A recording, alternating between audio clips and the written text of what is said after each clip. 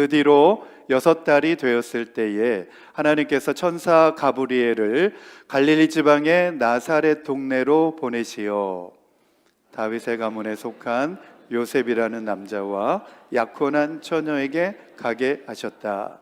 그 처녀의 이름은 마리아였다. 천사가 안으로 들어가서 마리아에게 말하였다. 기뻐하여라, 은혜를 입은 자야, 주님께서 그대와 함께 하신다. 마리아는 그 말을 듣고 몹시 놀라 도대체 그 인사말이 무슨 뜻일까 하고 궁금히 여겼다. 천사가 마리아에게 말하였다. 두려워하지 말아라, 마리아야. 그대는 하나님의 은혜를 입었다. 보아라, 그대가 잉태하여 아들을 낳을 터이니 그의 이름을 예수라고 하여라. 그는 위대하게 되고 더없이 높으신 분의 아들이라고 불릴 것이다. 주 하나님께서 그에게 그의 조상 다윗의 왕위를 주실 것이다. 그는 영원히 야곱의 집을 다스리고 그의 나라는 무궁할 것이다. 마리아가 천사에게 말하였다. 나는 남자를 알지 못하는데 어떻게 이런 일이 있겠습니까? 천사가 마리아에게 대답하였다. 성령이 그대에게 임하시고 더없이 높으신 분의 능력이 그대를 감싸줄 것이다. 그러므로 태어날 아기는 거룩한 분이요 하나님의 아들이라고 불릴 것이다. 보아라, 그대의 친척 엘리사벳도 늙어서 임신하였다. 임신하지 못하는 여자라 불리던 그가 임신한 지 벌써 6달이 되었다. 하나님께는 불가능한 일이 없다. 38절 다 함께 읽겠습니다. 시작. 마리아가 말하였다. 보십시오, 나는 주님의 여종입니다. 당신의 말씀대로 나에게 이루어지기를 바랍니다. 천사는 마리아에게서 떠나갔다. 아멘, 아멘. 한번 따라해 보겠습니다. 기뻐하여라, 은혜를 입은 자야. 네, 반주해 주시면 좋죠. 네, 저는 오늘 이 말씀을 준비하면서 바로 이 28절에 있는 이 말씀, 기뻐하여라, 은혜를 입은 자야 라고 하는 표현이 제 마음 가운데도 많은 은혜가 되고 위로가 되었습니다. 하나님의 성령께서 마치 저에게 주시는 음성과도 같은 그러한 감동으로 저에게 다가왔습니다. 기뻐하여라, 은혜를 입은 자야. 네, 그렇다고 제가 이 나이에 둘째를 갖겠다는 뜻은 아닙니다. 네, 우리 목사님이 둘째 한번 가져보세요 하는데 늦둥이를 갖겠다는 말은 아닙니다. 네, 기뻐하여라, 은혜를 입은 자야. 이 말이 저에게 참 은혜가 됐습니다. 현재 지금의 내 모습은 은혜의 상태에 계속해서 머물러 있는가, 그 은혜 가운데 내가 계속해서 살아가고 있는가를 제 자신 스스로도 이렇게 생각을 해보게 되었습니다. 우리는 과거 어느 한때 받았던 은혜만을 추억하면서 또 그 은혜의 경험을 끝으로 현재에는 전혀 은혜 경험이 없는 무감각한 무뎌진 마음으로 교회 생활을 하고 있지 않는가 한번 돌아보면 좋을 것 같습니다. 옛날에는 제가 기도 생활도 열심히 하고 또 예배 생활도 열심히 했습니다. 성경도 1년에 몇 번씩 읽었습니다. 네, 읽었었습니다. 이렇게 과거 시제로 끝나는 그런 분들이 많이 있는데, 은혜 생활이라고 하는 것은 지금 현재에도 계속해서 지속되어져야 되는 줄로 믿습니다. 네, 아멘. 오늘 말씀 듣기 전에 주님, 이 성탄의 아침에 성탄의 은혜가 우리 가운데 충만하게 더딥혀 주셔서 다시 우리가 은혜 충만해지고 은혜로 회복되게 해 주옵소서. 우리 주여 한번 부르시고 함께 통성으로 기도합니다. 시작. 주여, 아버지 하나님, 이 성탄의 복된 아침에 우리에게 은혜를 더딥혀 주옵소서. 기뻐하여라, 은혜를 입은 자야 라고 마리아에게 나타난 그 천사의 아버지 말을 통하여서 아버지 마리아에게 하나님의 은혜가 아버지 부어지고 임하여졌던 것처럼 오늘 이 시간 우리에게도 예수님 우리 마음 가운데 영접하여서 예수님 우리 마음 가운데 모셔드려서 우리에게도 그 예수님의 은혜가 충만해지는 아버지 귀한 예배가 되게 하여 주옵소서. 우리 가운데 은혜를 부어주셔서 은혜 받은 것이 과거의 어느 시점으로 머무르고 있는 것이 아니라 현재 지금 내 삶 가운데서 그 은혜가 충만하게 부어지게 하여 주시고 지금도 계속해서 그 은혜 충만한 삶을 살아갈 수 있도록 주님 이 시간 우리 모두에게 사모하는 은혜를 갈급한 우리 모든 심령들에게 그 은혜를 부어주셔서 주님의 은혜가 오늘 이 자리에 앉아있는 모든 우리에게 흡족하게 충만하게 부어지게 하여 주옵소서. 이 모든 말씀을 예수님의 이름으로 기도드립니다. 아멘. 아멘. 지난 주일까지 우리가 세례 요한의 출생 예고에 대한 말씀을 함께 나누었습니다. 그리고 엘리사벳이 이제 잉태한 지 6개월이 지난 시점에 그 다음에 예수님이 이제 잉태하게 되어지는데 하나님의 보내심을 받은 천사 가브리엘은 갈릴리 지방의 나사렛이라고 하는 동네에 살고 있는 한 소녀에게 찾아옵니다. 그녀는 누구냐면 다윗의 가문에 속하여 있는 요셉과 약혼한 마리아, 마리아라고 하는 소녀에게 가브리엘 천사가 찾아오게 됩니다. 우리 첫 번째 주제 같이 읽겠습니다. 시작. 세 차례에 걸쳐 전개되는 천사와 마리아 간의 대화에서 하나님의 역사의 성취는 마리아의 순종을 사용하심으로 이루어졌다는 사실이 확인됩니다. 아멘, 아멘. 예수님이 이 땅에 오실 수 있었던 아주 중요한 계기는 무엇이었느냐? 바로 마리아의 순종을 하나님이 사용하셨다. 할렐루야. 네, 순종할 때에 하나님의 역사가 나타나게 되는 줄로 믿습니다. 네, 총 세 차례에 걸쳐서 마리아와 천사의 대화가 나옵니다. 첫 번째 대화는 28절에서 29절에 보면 천사의 은혜로운 인사와 이에 대한 마리아의 당혹감입니다. 깜짝 놀란 거죠. 두 번째 대화는 30절에서 38절에 보면 마리아의 임신에 대한 천사의 재확인과 마리아의 설명에 대한 요구가 나옵니다. 깜짝 놀랐겠죠, 그렇죠? 네, 우리에게 갑자기 어느 날 천사가 찾아와서 내가 임신하였느니라 이러면 어떻게 하겠어요? 주여 어찌하오리까요?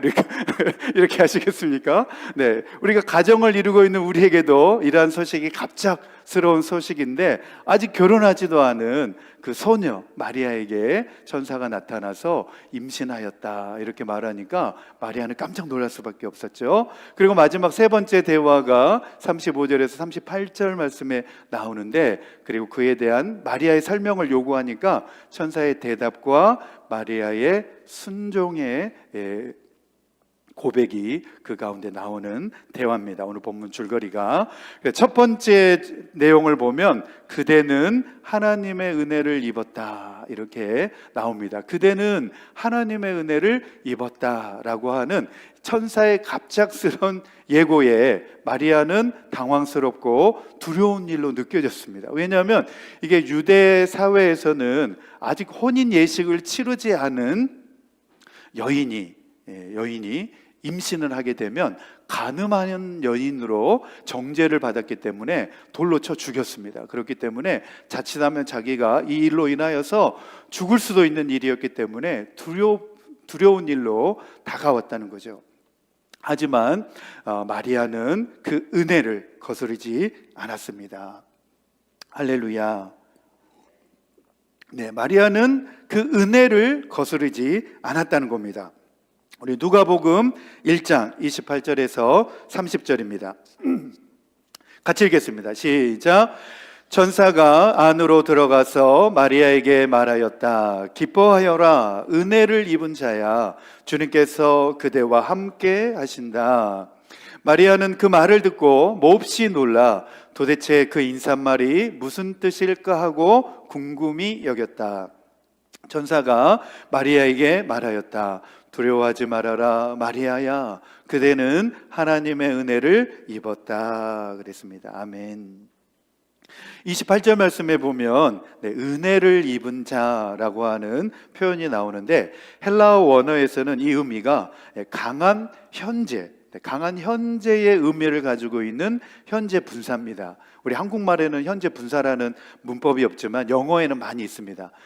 과거에서부터 진행되는 일이 현재까지 계속되고 있는 것, 현재에 와서 완료가 되는 것, 현재 이 시점에 완료가 되는 것을 현재 분사라고 하는데, 바로 이 단어가 현재 분사의 단어로 사용되어지고 있습니다. 은혜를 입은 자다. 이게 무슨 말이냐? 은혜를 받은 상태가 과거에서부터 지금까지 계속 되어지고 있다라는 것입니다. 그래서 이것을 좀 더 우리가 알기 쉽게 번역을 해보면, 생각을 해보면, 마리아는 현재 하나님의 은혜 가운데 들어있다라고 하는 사실입니다. 할렐루야.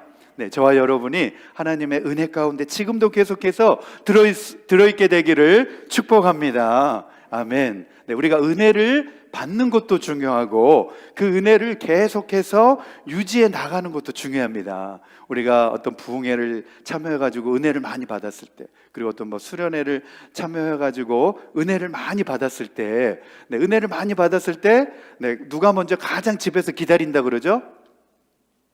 예수님이 기다려요. 할렐루야.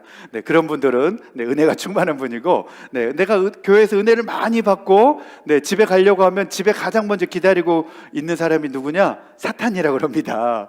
사탄이 그 은혜를 빼앗아 가려고 집에 기다리고 오기만을 기다리고 있다고 그런 이야기를 합니다. 그래서 우리가 은혜를 받는 것도 중요하지만 그 은혜를 우리가 어떻게 잘 유지해 갈 수 있는가도 너무나 중요하다는 거예요. 그래서 성경 통독도 계속해야 되고, 또 교회에서 행하는 그런 양육 훈련도 잘 받아야 되고, 예배 생활은 말할 것도 없고, 우리 또 기도 생활, 새벽 예배도 나와서 기도하는 기도 생활을 결코 게을리해서는 안 되는 이유가 바로 여기에 있다는 것입니다. 어떻게 우리가 은혜 생활을 잘 유지해 갈 수 있으며 은혜 충만한 삶을 유지해 갈 수 있는가? 성경 말씀에 보니까 시편 말씀에 이런 말씀이 나와 있습니다. 사모하는 영혼에게 만족을 주시며 갈급한 영혼에게 좋은 것을 채워주신다. 아멘. 한번 따라해 봅시다. 사모하는 영혼에게 만족을 주시며 갈급한 영혼에게 좋은 것으로 채워주신다. 예배를 사모하고 말씀을 사모해야 된다는 겁니다. 할렐루야. 우리가 말씀을 사모하고 갈급한 심령으로 나오면 오늘 말씀을 통하여서 하나님이 나에게 어떤 말씀을 주실까, 이런 마음으로 예배 자리에 나오면 반드시 그 예배 가운데서 하나님이 우리에게 말씀을 통하여서 은혜를 공급하여 주시는 줄로 믿습니다. 우리 시편 107편 우리 9절에서 11절 말씀입니다. 같이 읽겠습니다. 시작. 주님께서는 목마른 사람에게 물을 실컷 마시게 하시고 배고픈 사람에게 좋은 음식을 마음껏 먹게 해주셨다.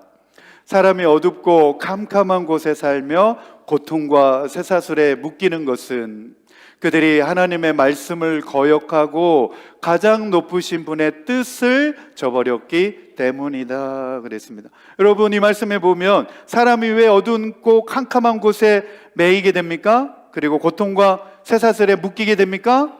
11절 말씀에 보니까 하나님의 말씀을 거역하고 그랬습니다. 여러분, 하나님의 말씀을 거역하면 이게 다른 말로 뭐라 그래요?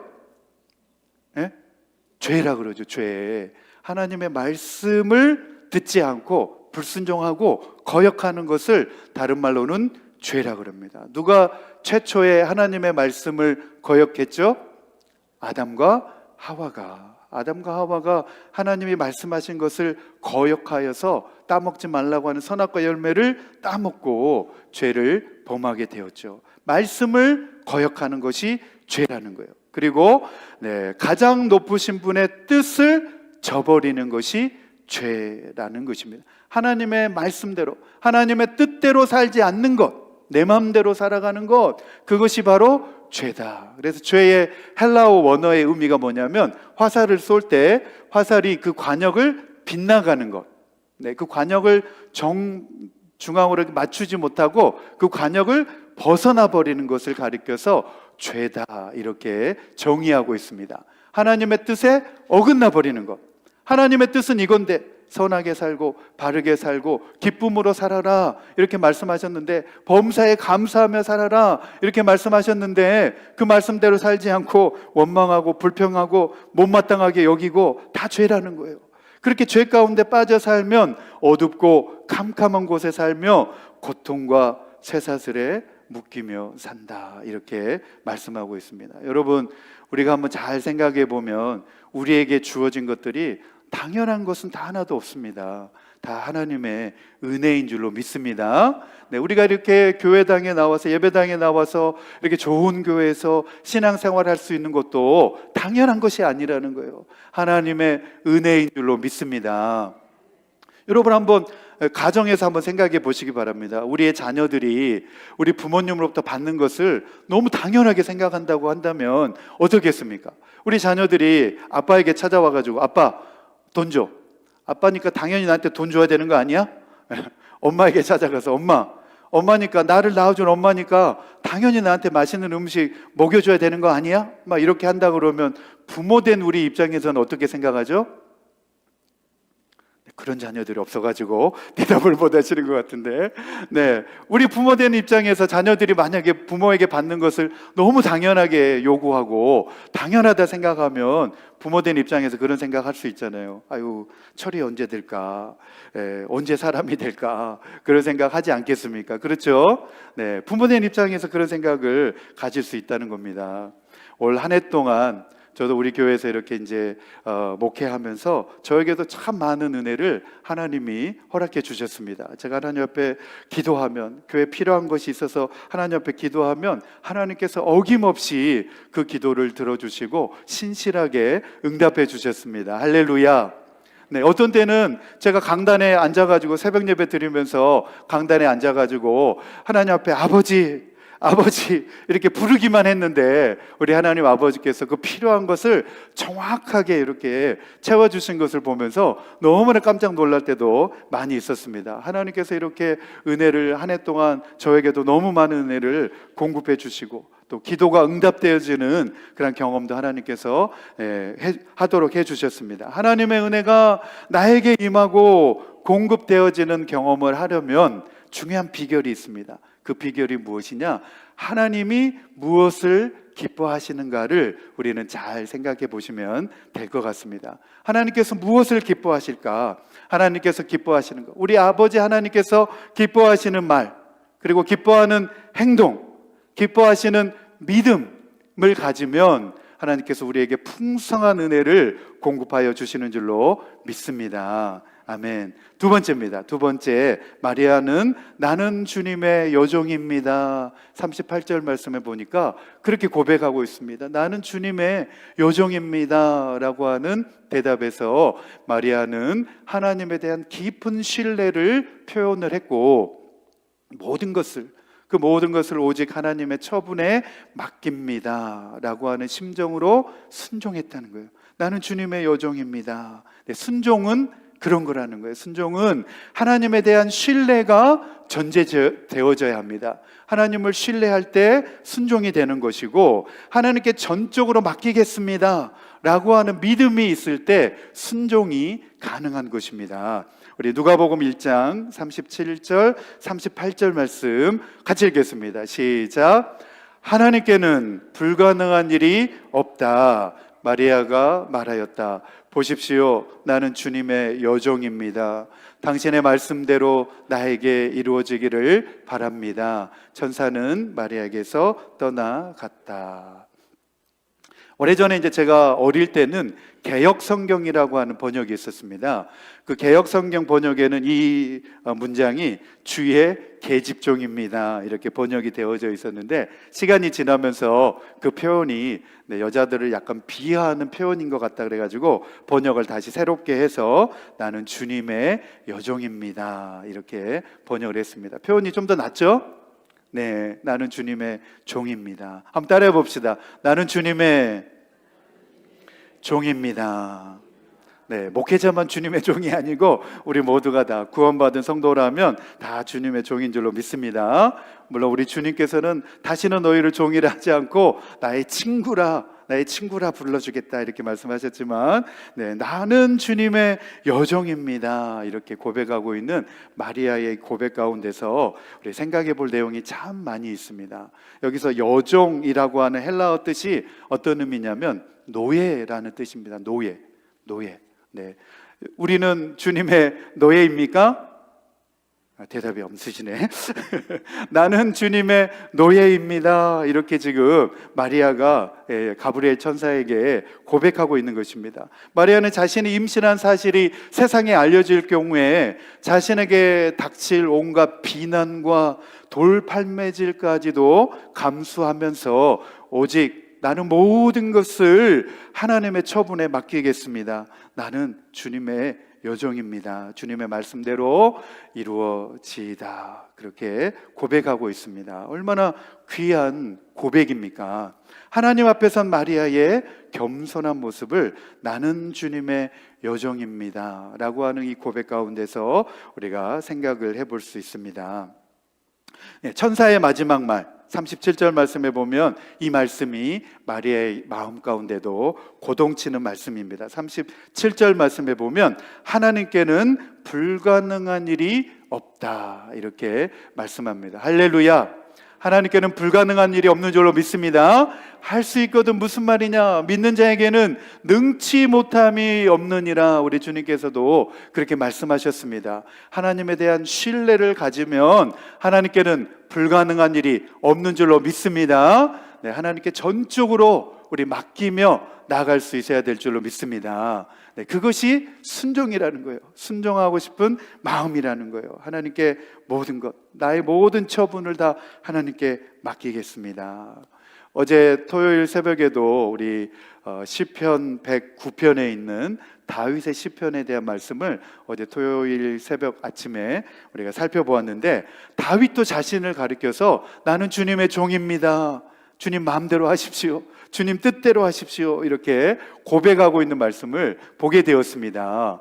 네, 자신을 저주하고 자신을 막 비난하는 그 대적자들 앞에서 다윗은 하나님 앞에 그 사람들에 대하여서도 말하면서 나를 향하여 퍼붓는 저 저주가 자기들에게 임하게 하시고 나에게는 저 저주가 복으로 임하게 주옵소서 이렇게 금식하며 기도하는 다윗의 귀한 신앙의 모습을 어제 살펴보았습니다. 우리 시편 109편 27절에서 29절입니다. 네, 27절에서 29절 다 같이 읽겠습니다. 시작. 주님, 이것은 주님께서 손수하신 일이며 바로 주님이 이 일을 이루셨음을 그들이 알게 해 주십시오. 그들이 나에게 저주를 퍼부어도 주님은 나에게 복을 주십니다. 그들은 치려고 일어났다가 부끄러움을 당하여도 주님의 종은 언제나 즐거워하게 해 주십시오. 나를 고발하는 사람들은 수치를 뒤집어 쓰게 해주시고 그들이 받을 수모를 겉옷처럼 걸치고 다니게 해 주십시오 그랬습니다. 자신을 막 저주하는 그런 사람들을 향하여서 다윗은 대항하지 않았습니다.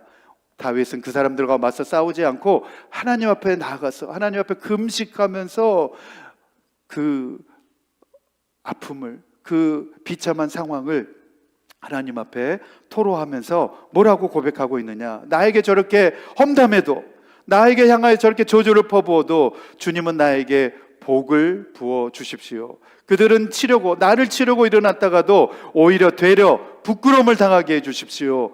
나는 주님의 종입니다. 주님의 종은 언제나 즐거워하게 해 주십시오 그랬습니다. 주님의 종이라는 거예요. 나는 주님의 노예라는 거예요. 주님이 그냥 시키시는 대로 저는 따르는 종이라는 거예요. 하나님이 누구의 기도를 들어주시겠습니까? 다윗의 기도를 들어주시지 않겠습니까? 할렐루야. 여러분, 예전에 우리도 조선 이제 사회 가운데 보면 머슴, 이렇게 종 이런 이제 제도가 있었죠. 노예나 종이 자기 의사를 표현하거나 막 자유롭게 자기 하고 싶은 대로 다 할 수 있습니까? 그렇지 않죠, 그렇죠? 종은 매여 있잖아요. 네, 주인이 시키는 대로 자기가 좋든 싫든 자기 의사와는 전혀 상관없이 주인이 시키는 대로 해야 됩니다. 왜 그렇습니까? 주인의 종이기 때문에 그렇습니다. 그런데 어느 날 종이 주인에게, 주인이 막 시키는데, 나도 사람인데 내 생각대로 해야 되지 않겠냐, 그리고 내 마음도 있는데, 내 기분도 있는데, 내 기분이 오늘은 영 아니니까 주인이 시켜도 오늘은 못 하겠습니다, 다음에 하겠습니다, 이렇게 막 종이 말대꾸하면 주인이 뭐라 그래요? 화내죠. 그렇죠. 화내죠. 네, 불호령이 떨어지죠. 그렇죠. 시끄럽다.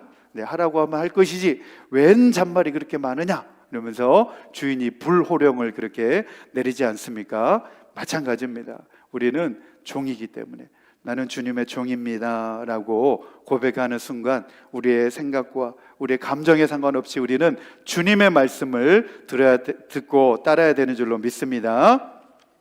사도 바울조차도 이 사단의 일꾼에 대해서 여러 차례 언급한 적이 있는데, 여러분, 이 세상 가운데 사람을 딱 두 종류로 구분한다면, 주님의 종과, 주님의 종된 사람들과 그렇지 못한 사단의 종된 사람들이 있습니다. 딱 세상 사람들을 두 부부로 이렇게 나누라고 하면, 성경에도 보면 양과 염소 이렇게 나눠지는데, 우리 사도 바울조차도 사단의 일꾼에 대해서 말하고 있습니다. 우리 고린도후서 11장 우리 12절에서 15절 같이 읽겠습니다. 시작. 나는 지금 하고 있는 대로 앞으로도 계속하겠습니다. 그것은 자기네가 자랑하는 일에서 우리와 똑같은 방식으로 일을 한다는 인정을 받을 기회를 찾고 있는 사람들에게서 그러한 기회를 잘라 없애기 위함입니다. 이런 사람들은 거짓 사도요, 속이는 일꾼들이요, 그리스도의 사도로 가장하는 자들입니다. 그러나 놀랄 것은 없습니다. 사탄도 빛의 천사로 가장합니다. 그렇다면 사탄의 일꾼들이 의의 일꾼으로 가장한다고 해서 조금도 놀랄 것이 없습니다. 그들의 마지막은 그들이 행한 대로 될 것입니다. 제가 이제 이 말씀을 읽으면서 14절에 있는 사탄도 빛의 천사로 가장합니다, 이 말씀을, 주석 말씀을 찾아봤습니다. 이 말의 의미가 어떤 의미인가 해가지고 주석 말씀을 찾아보면서 저도 깜짝 놀랐습니다. 주석에 보니까 사람들이 보기에 뛰어난 웅변술로 인해 참으로 신뢰할 만하다고 여기는 사람이 양의 탈을 쓴 일인 경우는 초대교회 당시뿐만 아니라 기독교 2000년 역사에서 여러 번 있었기에 결코 놀라운 일이 아닙니다. 바울이 거짓 사도들을 공격함에 있어서 사탄과 광명의 천사란 단어를 등장시킨 것은 뱀과 하와의 사건과 관련이 있는 것 같습니다.